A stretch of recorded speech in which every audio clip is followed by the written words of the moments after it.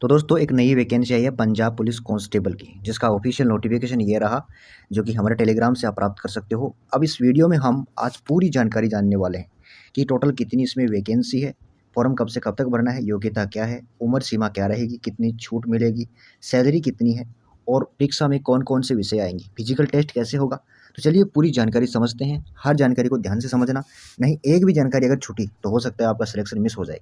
सबसे पहले आपको बता दें कि पंजाब पुलिस कांस्टेबल की ये भर्ती है, 2 कैडर में होगी। पहली डिस्ट्रिक्ट पुलिस कैडर और दूसरी है आर्म्ड पुलिस कैडर। इसमें टोटल वैकेंसी की बात करें, ये ऑफिशियल नोटिफिकेशन के अनुसार है भाई।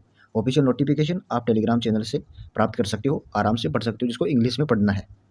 टोटल अगर वैकेंसी की बात करूँ मैं यहाँ पे, तो 3297 वैकेंसी है टोटल। और जिसमें डिस्ट्रिक्ट पुलिस कैडर की है 2522 वैकेंसी और आर्म्ड पुलिस कैडर की है 775 वैकेंसी। वीडियो अच्छा लगे तो लाइक करना आपका फ़र्ज होता है।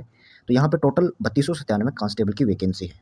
इस सीटों में से ही 1084 सीटें महिलाओं के लिए आरक्षित है, तो ध्यान में रखना इन्हीं सीटों में से है ये। और अगर आवेदन फॉर्म की बात करें तो 10 मार्च 2026 से आपका फॉर्म शुरू होगा।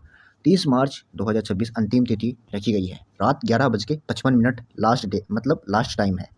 और ये देखो नीचे लाइक का, शेयर का, सब्सक्राइब का है, कर लीजिए, कोई वजन नहीं घटेगा आपका।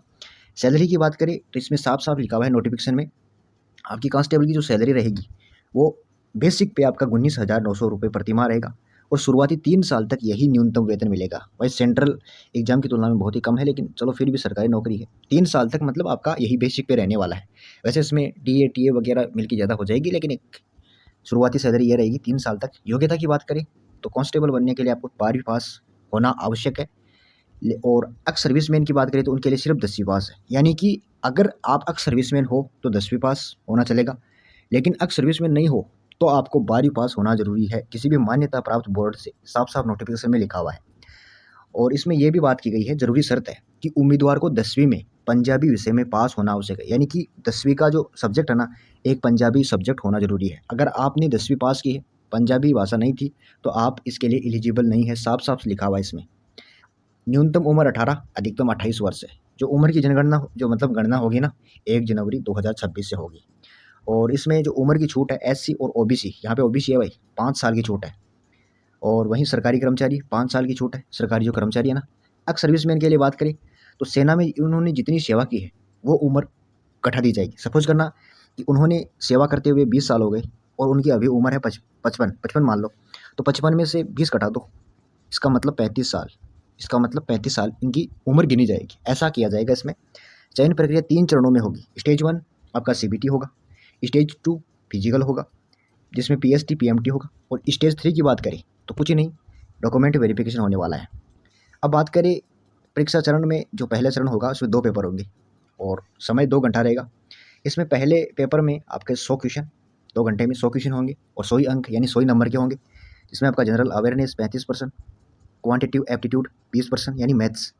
इसके अलावा रीजनिंग की बात करें तो 20%, इंग्लिश 10%, पंजाबी लैंग्वेज के 10% और डिजिटल लिटरेसी कंप्यूटर के 5%। पेपर 2 की बात करें तो सिर्फ एंड सिर्फ पंजाबी लैंग्वेज टेस्ट होगा, 50% आएंगे, 1 घंटा समय रहेगा।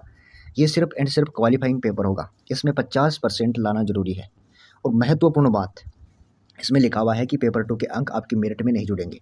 नेगेटिव मार्किंग इस परीक्षा में नहीं है। न्यूनतम अंक, देखो न्यूनतम अंक की बात की गई है, वैसे तो कट ऑफ बहुत हाई छूटती है, लेकिन वैसे इस नोटिफिकेशन में जैसा बताया है कि जनरल कैटेगरी वालों को न्यूनतम 40% अंक होने चाहिए। वहीं अन्य कैटेगरी जितनी भी है, ये ओबीसी है, यहाँ पे 35% मिनिमम आपके नंबर होने चाहिए। फिजिकल टेस्ट की बात करें तो मेल कैंडिडेट के लिए 1600 मीटर दौड़ 6 मिनट 30 सेकंड में, long jump 3.8 metre, high jump 1.1 metre. वहीं महिलाओं की बात करें तो 800 मीटर आपकी दौड़ रहेगी, 4.5 मिनट लॉन्ग, मतलब 800 मीटर 4.5 मिनट में, 4.5 जो कि 4 मिनट और 30 सेकंड में।